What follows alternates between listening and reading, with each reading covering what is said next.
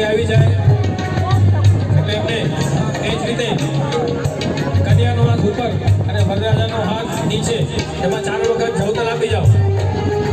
કાકા કાકી એમાં 4 વખત જવતલ આપી જશે.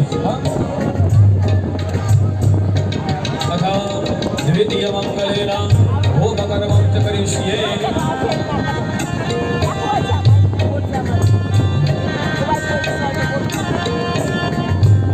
ચલો 4 વખત એ જવતલ આપ્યા એટલે વર કન્યા સાથે મળી અને એમાં એ લગ્નનો યજ્ઞ કરશે.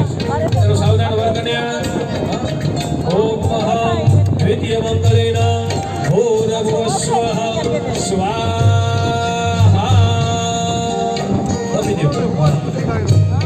એ જ રીતે જે બીજું મંગલ છે, બીજું મંગલ એમાં પણ હજી કન્યા છે એ આગળ રહેશે, વરરાજા પાછળ રહેશે.